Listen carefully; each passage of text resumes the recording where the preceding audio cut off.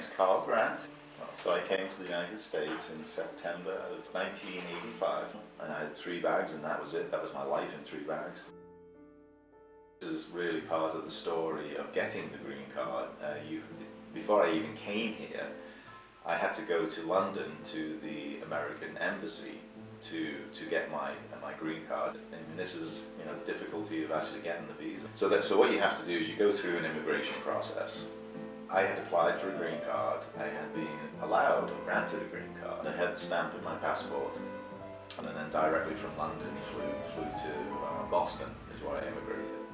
What happens when you come in, you present the paperwork, and then they take you off to a side room. The immigration officials took me off. So they had to fingerprint me, and they took pictures of me. You're entering, they give you another stamp in your passport to say you've immigrated, but you don't have the green card. That will get mailed to you a couple of months after you come in. I came for work for General Electric, aviation or aircraft engines back then, and they hired me in the UK and brought me over to the United States. Had you always wanted to come to the United States? Well, so that's a good question, because actually it's not just me.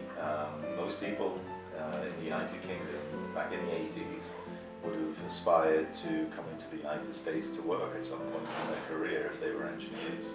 Was it an easy decision to make to come to the United States, or did you question it? Well, you always question it. I mean, you never know. You always wonder, are you making the right choice? I wanted to get a full-time job, so there was more security. So I was looking to move to the United States at some point, and I saw a job advertisement in the Sunday Times. So I thought, what the heck? So I applied for the job, and they interviewed me in London, and then they offered me the job. It used to back then, it would take about 9 months to get a green card. If I had come in on what's called an H1, H2 visa, that would mean I could take that job with that company, but if I decided to leave the job, if I didn't like it, I would have to leave the United States.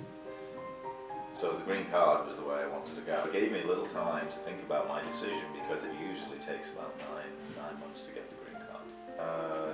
Most of my family live in Liverpool. I was not living in Liverpool. I was living in Hull, and so I would only see them, from time to time. And so when I told them, they were somewhat excited, but I think at the time they just figured I would come to the United States and maybe come for 2 or 3 years and then come back. We don't tend to have lots of engineers coming over here anyway. They tend to be working in the country, and we set up offices in those countries rather than arranging for the engineers to come to the US, which is the way it was back in the 80s. Probably more difficult, I'm guessing, today, because now a lot of companies have their own offices set up all over the world, and so we have engineers now. Everything's so global, working without needing to emigrate, leave their country.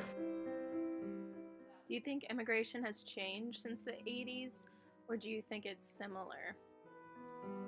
The attitude towards immigration has changed drastically, and that's driven by the political system. I would say from my perspective, because I have white skin, I'm white privileged in that respect and educated, I don't think it's any different for somebody like me. But if I came from a country that maybe was predominantly Muslim or something, I'm guessing it would be more difficult.